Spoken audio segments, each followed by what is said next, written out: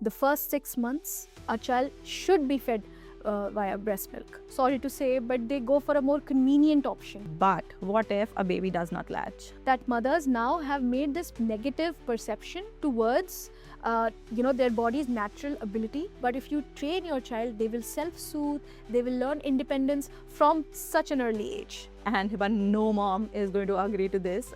It's not about forcing your child, it's about guiding your child. Okay, Hiba, I have a lot to say about whatever you said, but Welcome to the Parenting Line. Two parents, two questions, two perspectives. Breast milk is better for the babies. Agree or disagree? Agree? Duh. Disagree. Agree. Agree. Why? Because breast milk contains nutrients, it contains antibodies. A mother is naturally equipped to provide all the nutrients for the child. The child ends up having less infections. So, of course, breast milk is the right way to go. The first 6 months, a child should be fed via breast milk. I get that, but a well-fed baby and a mentally healthy mom matter more than anything else. And even research says that formula-fed babies grow, develop, and thrive just like breast milk-fed babies. Look, I have nothing against a mom who chooses formula feeding, but when our bodies are naturally equipped to provide breast milk to the babies, then why not? I feel moms nowadays, sorry to say, but they go for a more convenient option. And breast milk, they shy away from it. And that should not be the case. With WHO, in fact, there are research from there that establishes that children who are breastfed, they end up having less ear infections, less gut problems, less respiratory problems. With formula feeding, sorry to say, but that's not the case. Okay, breast milk has its benefits, but what if a baby does not latch? What if a mother, she's working, she has travel requirements during her work? What do you think? She's gonna pump her milk. She will eventually have to throw away her milk because she's away from the baby. What is the next substitute? What is it? It's formula. Obviously, you cannot starve your baby, and WHO also says that the baby shouldn't be kept starving, and formula is well regulated and recommended by WHO. Look, it takes a village to raise a baby. So after the baby is born, why don't you utilize the village? If the baby is not able to latch onto the milk, there is a lactation specialist. Make use of that. My issue nowadays is that mothers, they are going for the easy route and they are opting for formula feeding whereas they are bypassing their body's natural ability to feed their child. Form that emotional bond with your kid. You're devoiding yourself from that. Definitely breastfeeding should be the first option. So you are saying that we should take consultation from a lactation coach. What if a baby is still not able to latch? Will you keep your baby starving for a day or two? For how long? Obviously not, right? And in some cases, a mother won't have the required production which is required to feed the baby. So in my case, when I joined back to work after my maternity leave, my milk supply went down. So what was the next substitute for me? I wouldn't have kept my daughter starving. And formula is full of nutrients. It is also recommended by WHO. And we don't live in olden times now, and we have enough technology, and formula is just one of them. So when you talk about technology, why don't you make use of pumping your milk? And that way you can produce more milk for your child. The thing is that mothers now have made this negative perception towards their body's natural ability to produce milk. And even before finding out whether they can make milk or not, they think that no, it is very hard. I've heard so much, there is so much pain. They just don't allow their baby to experience the beautiful journey that they would face with their child when they are breastfeeding. In fact, and when you're talking about low milk supply, well, as you said about technology and medicine, go ahead, get supplements, consult your doctor. And even naturally, you can have nutrients, you can have methi, and there are so many other things that, support. There's lactation cookies. You can go ahead and have that and support yourself. And talking about food, if you breastfeed, you actually lose weight. So, I mean, there is a natural thing out there for you that is telling you to, make that bond with your child.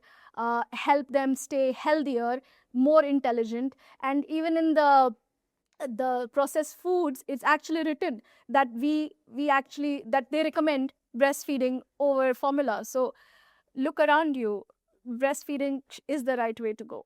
Okay, Hiba, I have a lot to say about whatever you said, but I'll just say two things. First, about convenience. There's so many women who do not have the facility of a nursing room or pumping milk in their workplaces. I myself had a colleague who, used to pump in the washroom.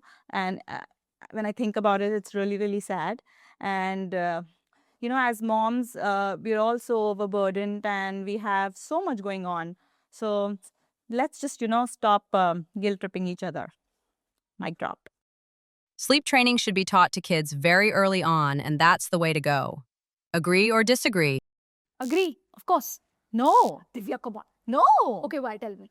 Why? My baby is so small, and we have been sleeping with our baby from the very start when she was born. And my baby wakes up in the night, she cries, and she needs me, and she needs my physical touch. So it's important for me to make her sleep with me, and it's also about emotional security. My baby knows that her parents are there with her, so she feels she sleeps better. I do agree what you're saying, but even I was asked to co-sleep with my child, but I have read books, and it is said that if you can give your child that independence to sleep by themselves, they learn to self-soothe. It could be difficult in the start, but it's like for 1 week you can have some difficulty, but then it's a lifetime of peaceful sleep for the mother. You're already sleep deprived, and when you're co-sleeping, uh, you'd probably not get any sleep. But if you train your child, they will self-soothe, they will learn independence from such an early age. Okay, but I get your point about sleep training, but that is okay at a later stage. I don't think I can sleep well knowing my baby is crying in the other room, and but no mom is going to agree to this. Honestly, no baby self-soothes. They cry themselves to sleep, and you shouldn't be forcing any child to sleep independently until they're ready. Look, Divya, it's not about forcing your child, it's about guiding your child. And you will be surprised how many kids, when they are of the age 10, 12, they are still attached to their moms. They are unable to even go for sleepovers because they cannot sleep without their mothers. And if we are not open to giving our children the independence they deserve, we are making it difficult for even ourselves. You are giving, and so many couples face problems in the room because the child is always there, always around. So even and I have read, mothers complaining that they stop being wives and they are only mothers. So to maintain a balance, it's always better. And of course, there is help around. You can get yourself a sleeping specialist and make your life easy and teach independence to your child. So definitely, I'm of the opinion that we should train our children to not sleep with ourselves. And there's another thing, I know that boys, they are very attached to their mothers, and this is something, if they're co-sleeping also, then that attachment goes on and they end up becoming mama's boys, which again is something many women don't like. So it starts young. They should be given training to sleep separately. Okay, I get that, but I think I can only do that, when my baby starts to understand better, speak words better, then then they'll be in a better position to understand. They will, appreciate their bedroom, their personal space, and the 10-year-olds, the mama's boys that you're talking about, it's not everybody's reality.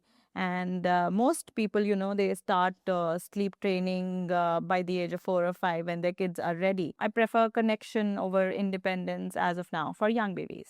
Yes, Divya. In this case, I'd agree with you. I've also read a book on French parenting, and if they can do it, so can we.